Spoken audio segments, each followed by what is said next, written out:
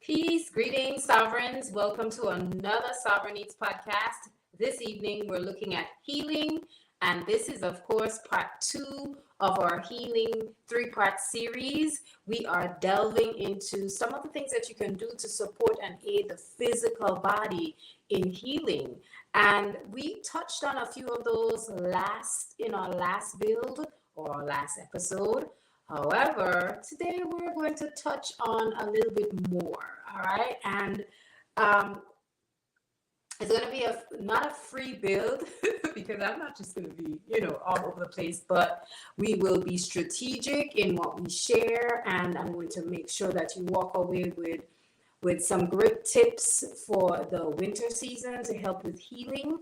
I know we've been talking about the different components of healing that need to be present. We talked about the fact that faith is an important part of that healing process, and it's a dynamic of healing that must be present. Faith is a knowing, it is not a belief, it is not hinging on hope nor fear. Faith is a knowing, and when there's a knowing, there's a reasoning with our divine mind. And if we're reasoning with our divine mind, it follows that we know that divinity is present. We know that if divinity is present, then healing is a must. It will take place.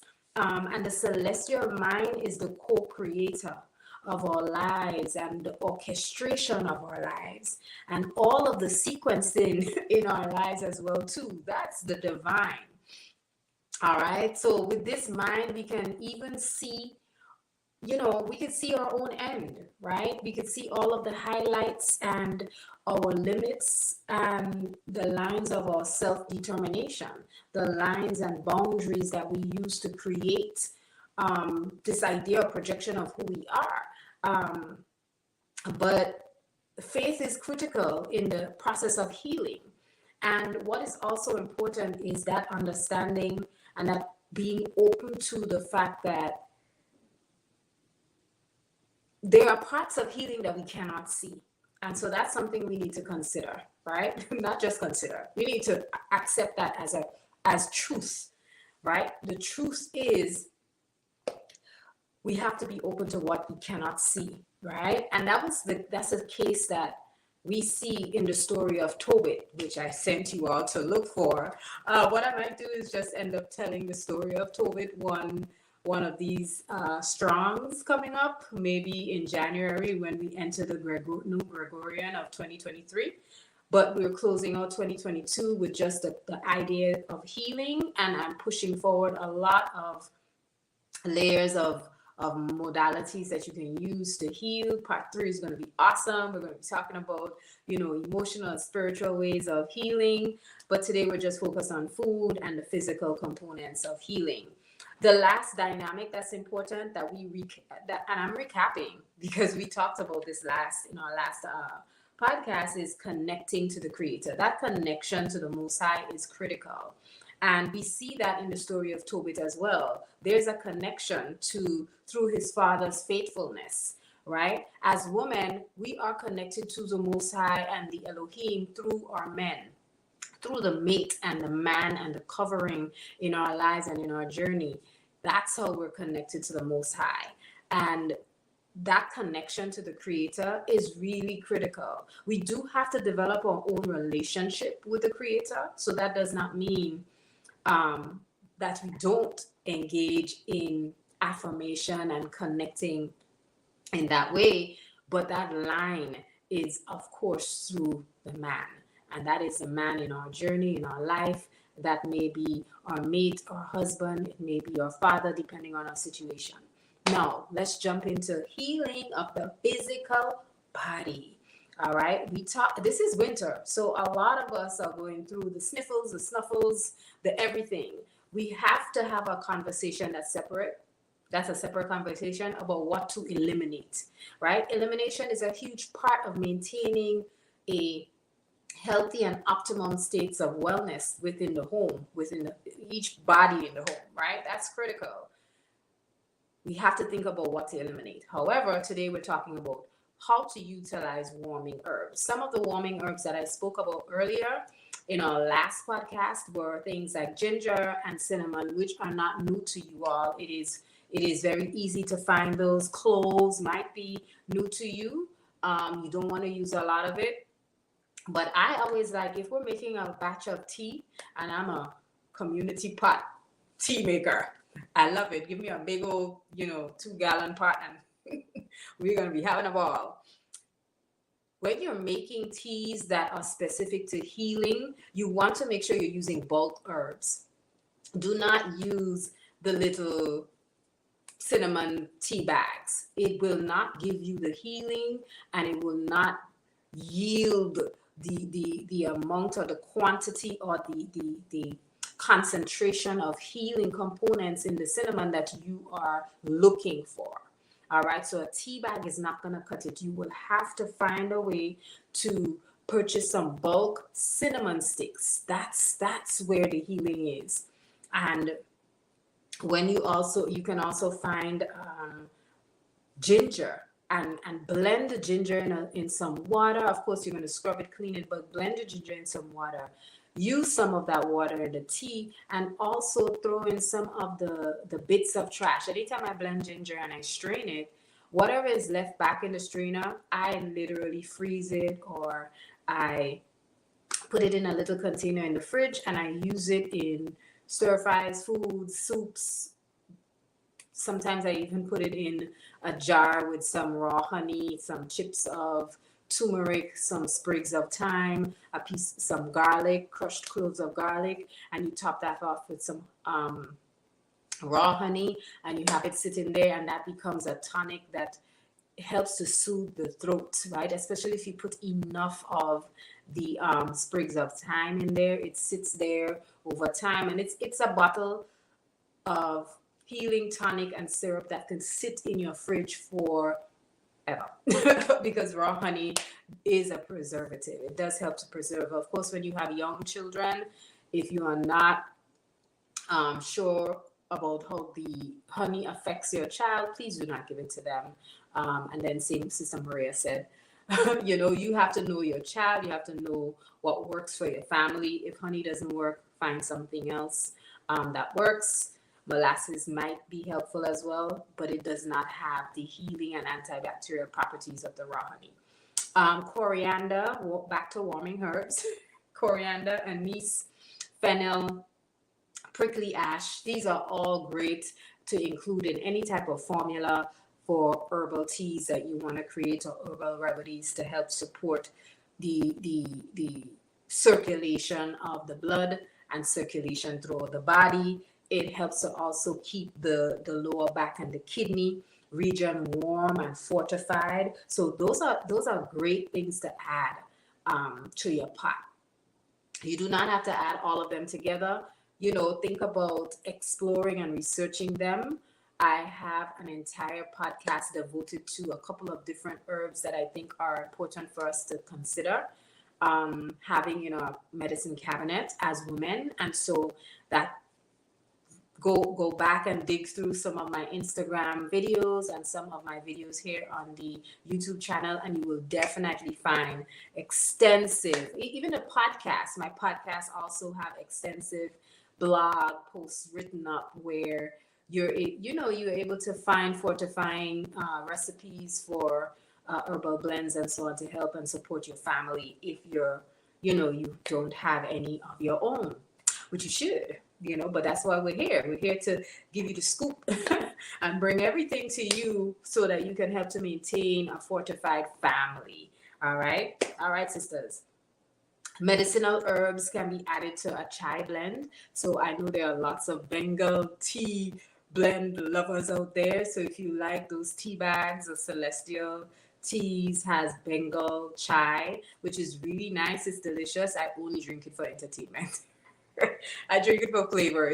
It's nice, but when I really want to add a healing component, I can add a sliver of astragalus root, several pieces of burdock root into that tea blend, and oat straw as well too is another option to add to a chai blend that you have. That's going to be warming, but it's also going to bring nutritional content and increase rich nutrients to the body, mineralize the tea. All right, mineralize that herb. So that's it for warming herbs. There are times when maybe you want to make a tea and you want to put a little bit of you want to have some capsicum in there. You want to have some chili hot pepper in there, right? Some cayenne. So you can put a dust of cayenne pepper in any tea that you make. Um, and that will increase its warming capabilities, and it will also increase the circulation in the blood. All right. Ginger bath. Again, very easy and simple to make, as if you're making a ginger tea. I don't slice the ginger and put it in water. It is not effective. You do not get the most out of it. I take the chunks of ginger, scrub them. If you want to peel them, that's fine. I don't, because there's inulin in the skin of the ginger, and you want to retrieve that. So I just soak them and scrub them off, and I hold on to the skin, and I blend everything. I strain it, and I keep back the all of the pulp again, and I package it and I keep it for safekeeping. But since you're making the tea for your bath, you can put all of it in there along with the juice that you blended into a big pan or big pot. A 2-gallon pot would be great. If you have a larger pot, that's fine. And then you top it off so that way you have 2 to 3 gallons of water. Do not boil it down, but allow it to steep and even come to just a boil. And when it does, lower the temperature and allow it to steep for a little while. Strain it and pour it into your tub. Add it to your bath water, and you're good to go. You don't need to add mineral salts. You don't need to add anything else to it. Ginger is a potent mineralized root. It needs nothing. And one of the great things about ginger is its effect in terms of increasing circulation of the blood.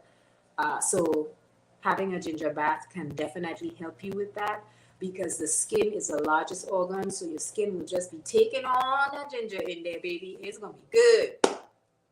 You're also going to notice that your skin feels supple and smooth, and it helps to aid in removing dead skin, because that's the action of ginger on the outer skin, right, or outer layers of the body. So that's really a great option for those of you who are in the summer months and you want to remain warm, because keeping your body warm is a part of that healing process, or maintaining a body that is in optimum wellness, right? No healing is necessary. No tissue repair is needed. But I think that we're always in that mode where our body goes through cycles of wellness and healing, wellness and healing, wellness and repair. So that's that. I wanted to also include a touch on cooked seaweeds. Cooked seaweeds may not be everybody's thing. Not everybody likes that heavy sea smell. You can knock that out by soaking them in lemon juice. So adding lemon juice to the soap water is very helpful.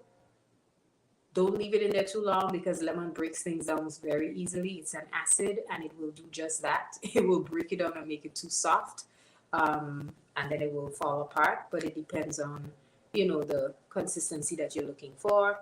Add them to soups and stews, or just make a seaweed salad, right? Add them to blended soups. I do blended soups in my very powerful blender sometimes, and then once it's done, I just add in some of that seasoned seaweed on top, and it is a great nutritional boost for the body.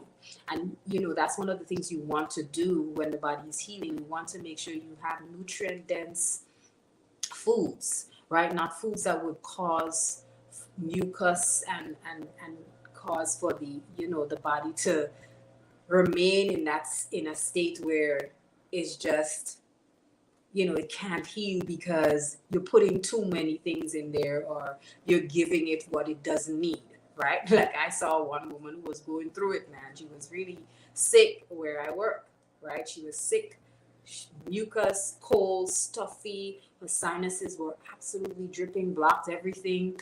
And she was miserable, but would be drinking wine.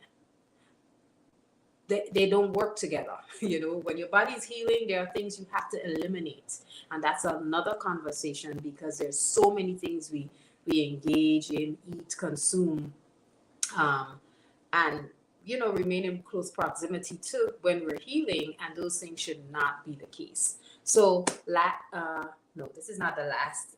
Jumping into enjoying broths and nourishing stews. Let me tell y'all, let me give you a little story. We just came off of this is the community that I'm a part of. We came off of this beautiful seasonal retreat. This retreat was held in Florida. It was cold. Okay? It was cold. So, even though I'm like Florida, I went down there thinking, it's going to be sunshine. It was not, because we were in the northern parts of the state.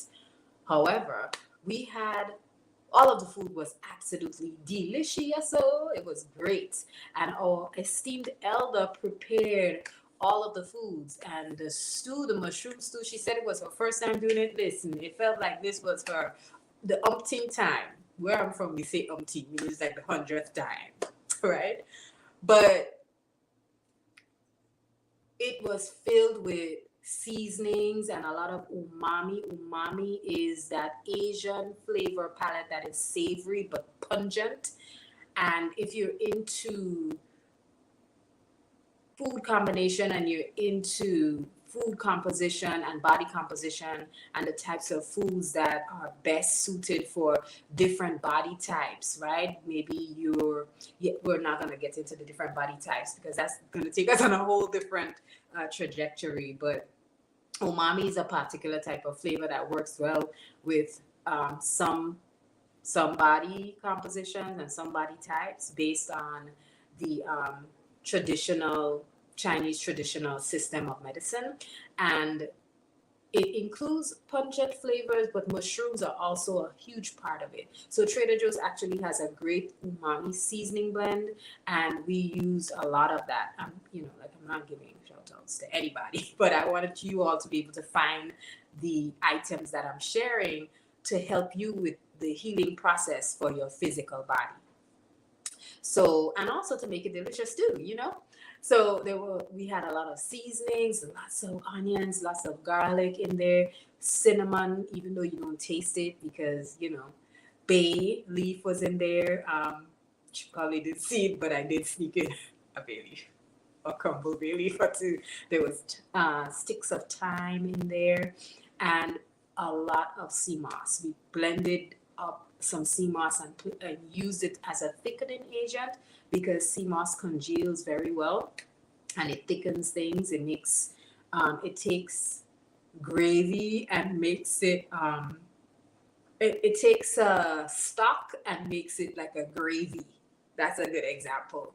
But it adds so much nutritional value and it ups the ante on nutritional value. So it was hearty, it was good, it was filling, right? So you can create that too. And if you're looking for that recipe, ask me in the chat and I will, see how I can hook you up and share it with you. But think soups, think stews, think broths, and don't think soup, stews, broths, and just limit yourself to seasonings like cloves of garlic, onions, and that's it. When you're thinking stews and stocks and you're thinking from a healing perspective, you want to begin to think about adding fresh burdock root, slices of fresh burdock root, slices of turmeric root into the beginning stages of that stock that you're creating. Astragalus root as well too, put it in there, because these are foods, these are healing foods. You do not need to only consume them as a tea. You can use them as the base for any nutrient dense broth or stew that you're trying to create and trying to make. There was another one that I wanted to share. It is not on the tip of my tongue, but you definitely want to go with burdock. Burdock is when it comes to mineral density, potassium, manganese, you're talking high levels of even iron present. You want to go there, and you know it because when you see how deep that root grows, right? Burdock root looks like a carrot. It's just brown on the outside and it has a white flesh on the inside. And if you have a H mart near you, that is one of your best ways of actually finding fresh burdock roots. It is a huge part of Asian cuisine, and if you go to H mart, you find anything, everything. It's a global market. So if you're looking for that, that's where you'll find it. If there are other things you're looking for and you're not sure where to find these special types of produce that I'm sharing with you, you can go back into our podcast archives. We've done many podcasts and lots of Instagram lives. But this one that I'm referring to is called Raw Food on a Budget. And I actually go into detail about the different places where you can find specific specialty produce and so on. So, that may be helpful, or you might just Google it and find it. But H Mart is a good way to go. Adding things like buckwheat. I know we don't think of these things other than um, considering them to be exotic and we don't know how to use it. You can cook buckwheat like you cook rice. So you can soak it and then you can throw in a handful of buckwheat into your stew or into your stock. It is starchy, it's hearty, it is a great grain to add to a stock or a soup. Some people want to use rice, that's okay. I think the arsenic levels in rice is a little too much for me to consider it a choice or an option that I will give to you all. So it's not something that I would say, oh, hey, use it.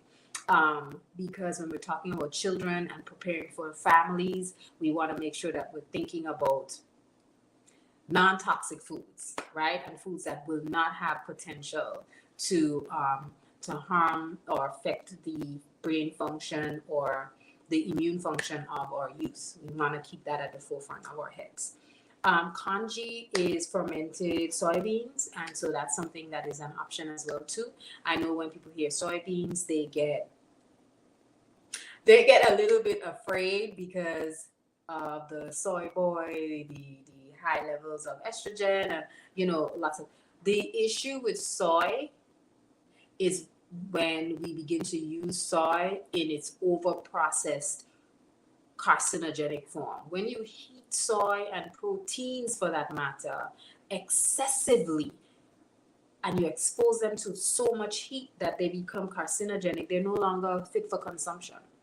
Fermentation is actually, yes, it's a food process, but it is a natural food process that allows the body to have access to even more nutrients and make more of the nutrient in the soybean available to our bodies. So fermentation is an actual natural process that helps us. It doesn't hurt us, right? But turning soybean into, fake bacon, that's harmful to the body. Come on now, you should know better. Right? So adding other grains as well to your soups and stews is also important. I talked about using umami as a great savory flavor to add to the seasoning of the stew, but it also adds nutritional content as well. We talked about consuming warming foods and teas and herbs. Adaptogenic herbs. Adaptogenic herbs are things like American ginseng and reishi mushroom. Use those sparingly and use those herbs only when you are aware of how to use them. So you can look forward to having a deeper conversation about that with an herbalist who, one of our guests for that's slated for next year, 2023. But you could also do the research yourself as well too. Those are two examples that are helpful to support long-term relief of stress. I also want to suggest oat straw. Oat straw is now. Oat straw can relieve stress. It will ease stress on the body. It helps to lubricate joints. It has high levels of minerals, and calcium is a key nutritional component of oat straw. It just gives you the good vibes. eat, right? So it increases um, sexual desire as well too, right? So it's a beautiful herb. It is something that you can use daily. And if you want to use the tincture, you can, but you can buy the green oat tops, which is the green tops of the plant where we get oats from. So it makes sense that the oat tops will have so much nutritional content and will be mineral packed with all that mineral. It is a good source of iron as well too. So you can utilize that to help ease with the stress, especially if you work in a high stress area, or maybe there's a lot of tension with the family. You can use oat straw as well as a base for your soups and stews. You can even use some of that water in shakes and smoothies as well. It goes undetected. The taste is not a strong taste where it will affect the flavors of your shake or your drink. Water, making sure that we consume enough water is important for healing and making sure the physical body is moving. Add some tincture, add some drops of dandelion tincture or burdock tincture in your water from time to time.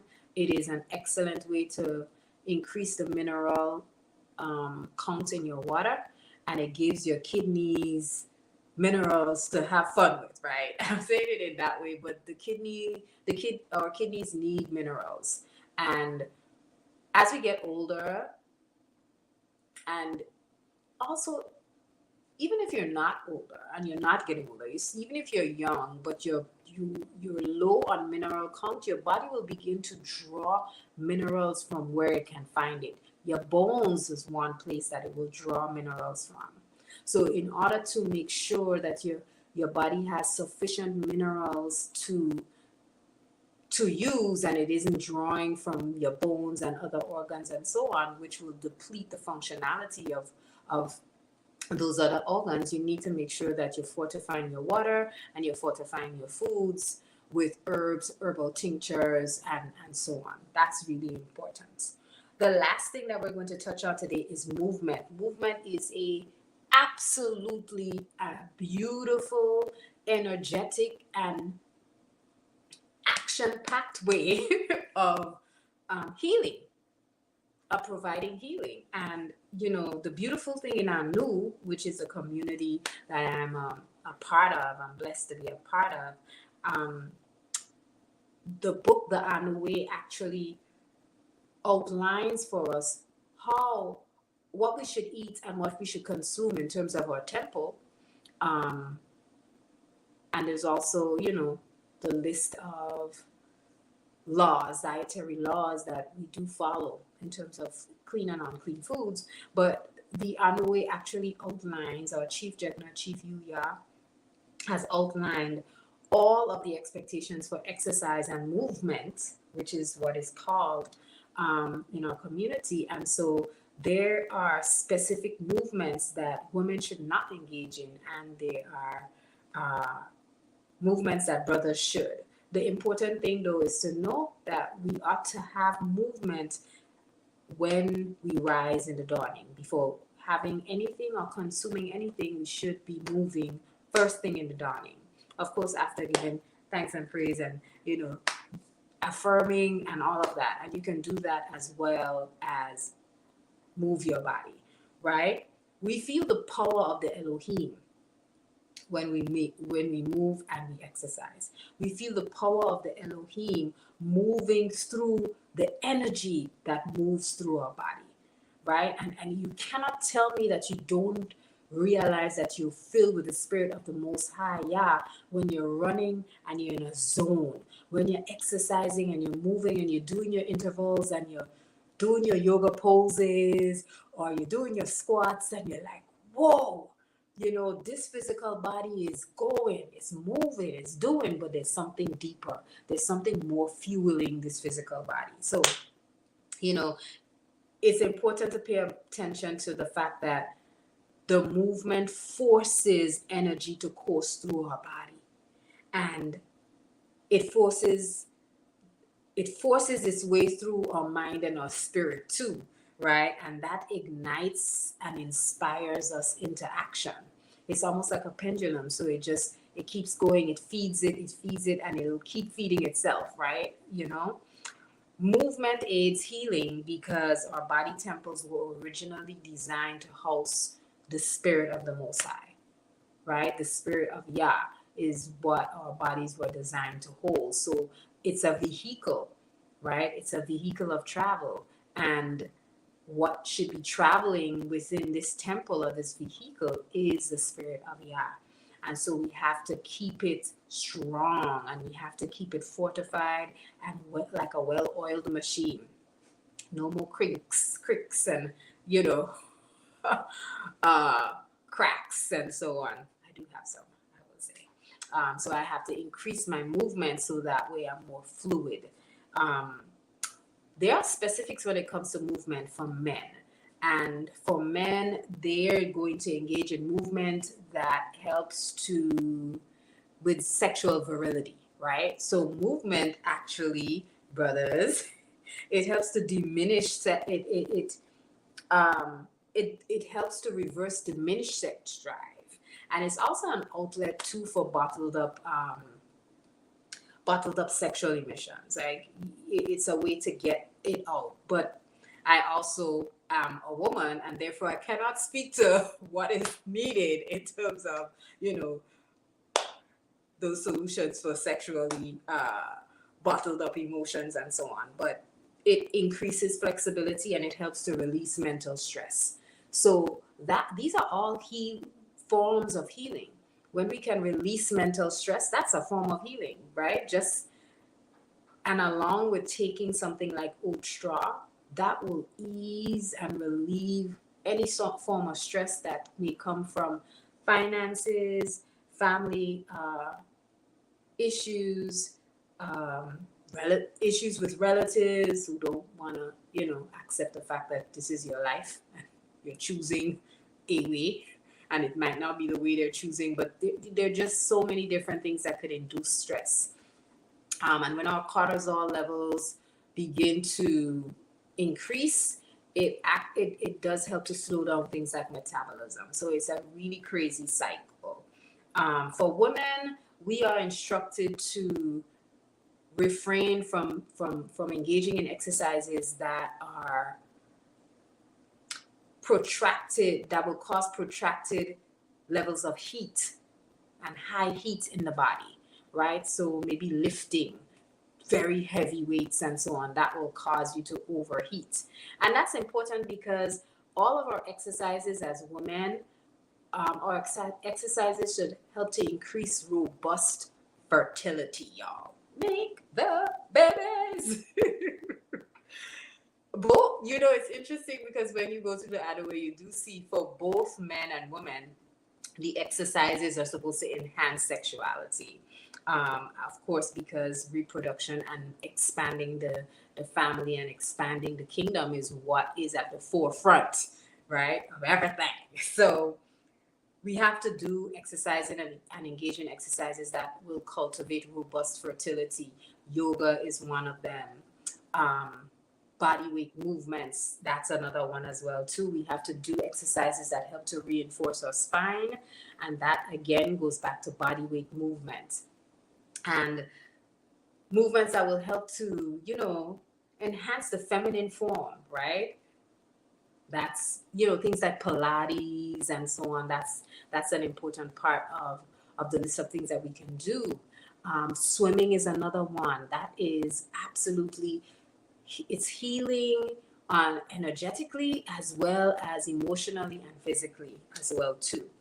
One tip for sisters is that we drill in non-competitive groups, right? So that helps to increase the it's like a ritual. It helps to increase our inspiration. It helps to we feed each other and so on. But it's really important to remember that the women who meet, and I'm talking to everyone, right? I'm not talking to just new sisters or people who are not new. I'm talking to anyone who has stumbled upon this and you're all about and focused on whole families and you're functioning within a whole family and you're proud of that, this is where we are at, in the same place.